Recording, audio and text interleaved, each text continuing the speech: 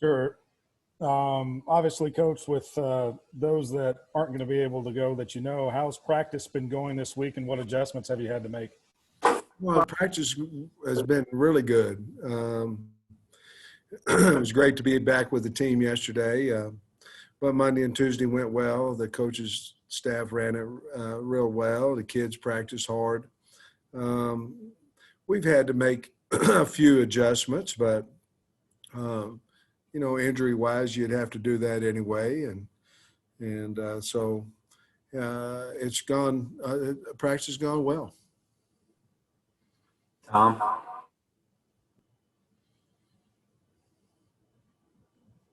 Sam, we'd yet to ask you about Felipe and his left hand and wrist during the course of the week. How's he looked? Is he ready to roll? Yeah, he is. There are really no complications with that hand, and he's ready to go. Practice every day this week.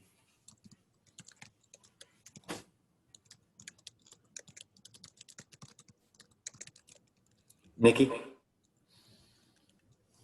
Coach, Traylon Smith, what has, his production meant for this team and also just his general attitude?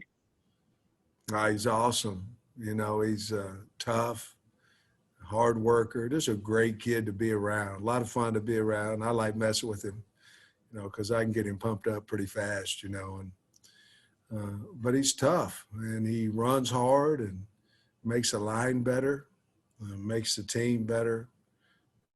Just been very, very proud of the way he's played, and it's all centers around how important the game is to him and how much effort he gives. And to me, he's got Arkansas football player written all over him. That's what we're made of.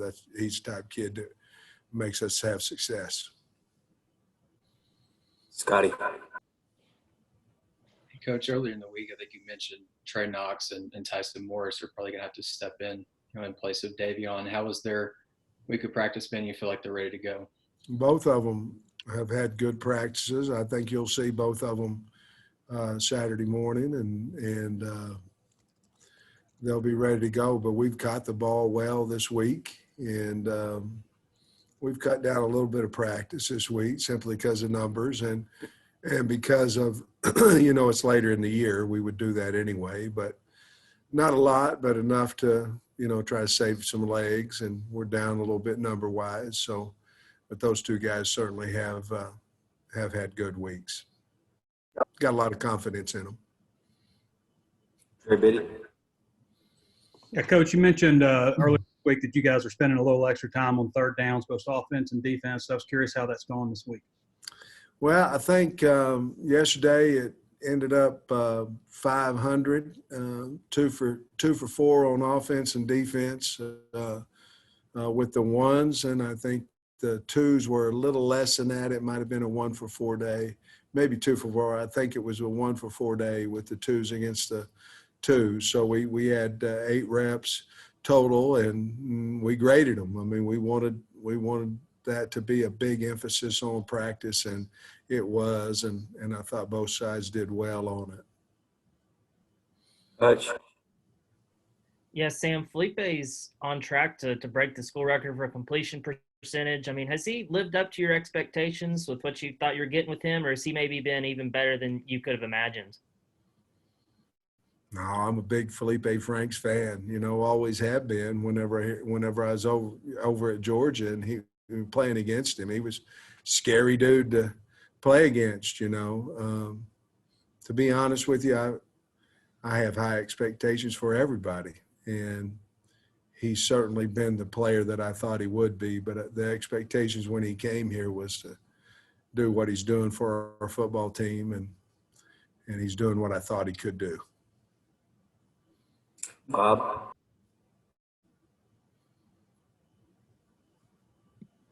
Hey, Sam, I was doing some on Brooks and Fouché. I was wondering if you could maybe say something about each of them, how you think they've played this season. And with them both being Louisiana kids, do you think they get a little extra pumped up to play LSU?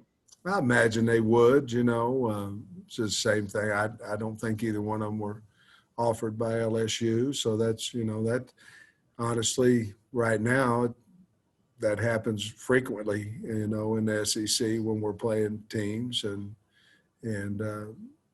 obviously they're from that state. They probably wanted to go to LSU or had fond memories of LSU, but they both are playing really well. Greg's had some big plays for us this year, and certainly anytime you got a guy that's starting as many games as he has, obviously he's the best you have at that position, and he's done a nice job. And then Joe's just Joe. I love Joe Fouché. I love everything he brings to our program, brings a lot of grit to our program, brings a lot of personality to our program, very physical player. And, I love him. I love both the guys. I think they're great assets to our team. Nate. Sam, with the tempo offense, just what has made it so effective lately as compared to early in the year, and how much has that helped your running game? I don't think we're hurting ourselves as much as we did early in the year, with alignments. And I'm talking about pre-snap stuff, where we were having to flip it back or get a wide out on, a guy wide out off. Maybe our splits weren't correct, things of that nature that are so important to success of plays. I think the quarterback has had less time making sure everybody on the offense is aligned right, where now he can look at the defense and have some things that are important to him pre-snap for his success. And I think all those things together have helped us. Certainly when we get into our tempo, we played really well. The team's bought into, listen, we really can't get into that until we get the first down. I think they've bought into that. And after we get a first down, a lot of times you'll see us have really good success during that drive as long as we stay penalty free during that drive. Otis. Well, I was a designated Nate Dogg question asker, and he's here. So, but Sam, talk about Jalen Catalon, redshirt freshman. He's not only playing great, but he's kind of stepping up as a leader. And just is he exceeding what you would expect from a redshirt freshman? Yes, and again, we have high expectations for everybody on our football team.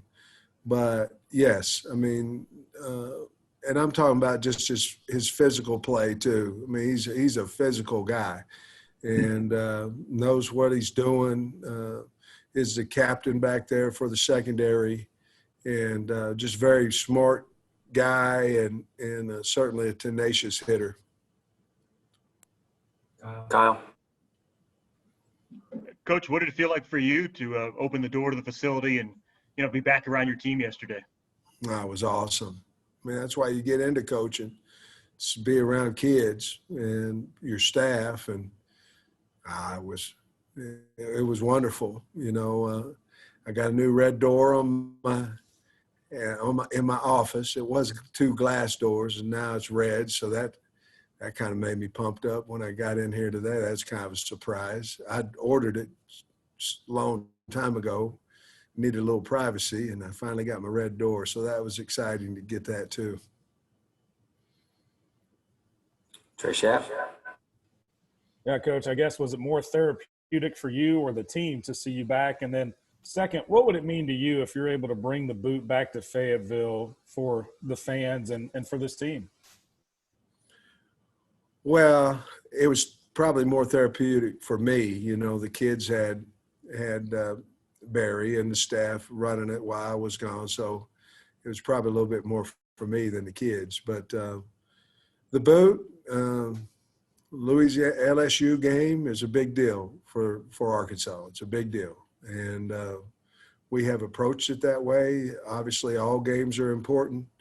This has a little extra juice to it, obviously, and we'd love to have the boot stay here. We know we have a big challenge. We know they're a great football team, but certainly we're excited to play on Saturday. Tom. I guess you got your last testing numbers back today, but you're having another round of testing.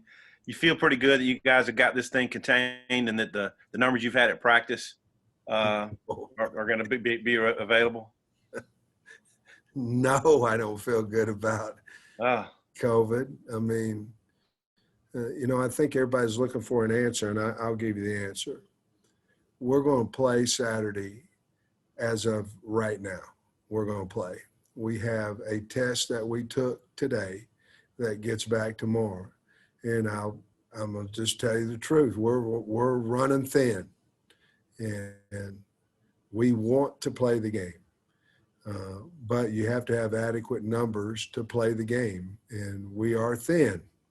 And so if we have a good test tomorrow, then by golly, we're going to play the game. We want to play the game. We have not talked to our players 1 second about not playing the game because we want to play the game. They want to play. And so as long as our numbers will allow us to play, that's what we're going to do. Are we thin? Yes. Nikki. Coach TJ Finley, he's a really young player. You mentioned him briefly on Monday, but what have you seen after watching more film on him and what he could present as a challenge to you guys? As you watch him a little bit more, he got a much stronger arm than what I thought. From watching him the first couple of games, I was more concerned about him taking the ball down and running. And obviously there's concern there, Nikki, but he has a much liver arm as you continue to watch him than what I earlier thought. So the guy can hurt you both throwing and running. Played a great game against South Carolina. And so he's just a double threat. He's one of those quarterbacks that you're not – it's hard to prepare for because he can hurt you when things break down. And so we're certainly trying to be ready for that. But I think to answer your question was the strength of his arm is a little bit more surprising as I continue to watch him. Trey Biddy. Coach, I was curious about recruiting in the state of Louisiana. You guys brought a couple of guys in last year, have 8 players from Louisiana on the roster. How important is that state to your guys' recruitment because they do produce so many players? And who's in there? Is it? I know probably Coach LeBlanc. Derek's in there. Brad Davis is in there.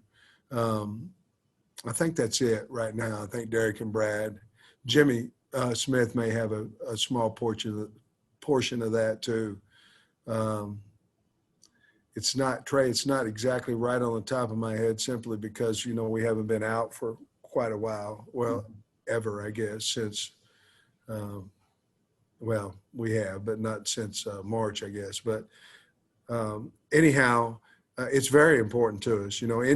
As we've stated a long time ago, Trey, that if it's a border state to us, it's our hotbed. That's where we want to, Arkansas and the ones that are touching us, we think that's where we can do the most damage in recruiting. Not to say we can't go to Georgia or go to wherever, Florida, but the ones that are touching it, it's easier to sell. It's easier to sell the parents, where they're in driving distance, things of that nature.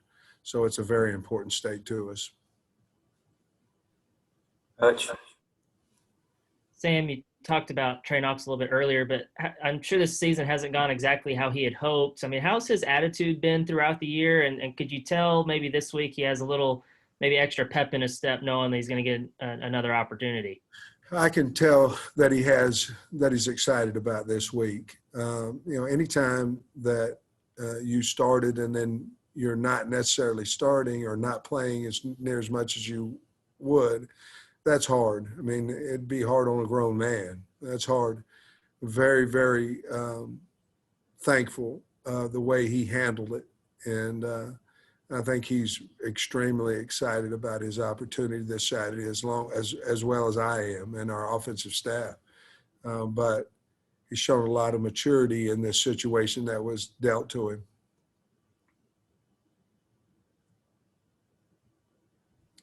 Ty.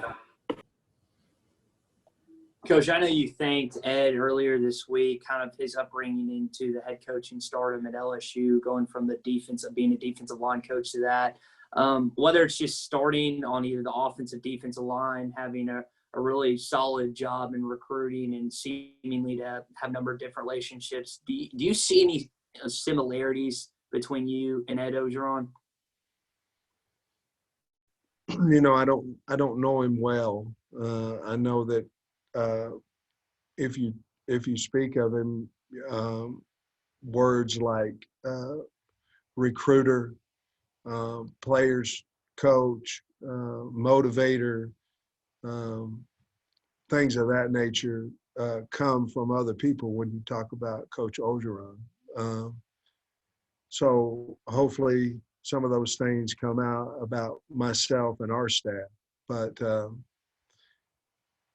know, he worked his way. You look at his resume, it's very similar to mine. I mean, he had to go to a lot of different schools to find and land a head coaching job.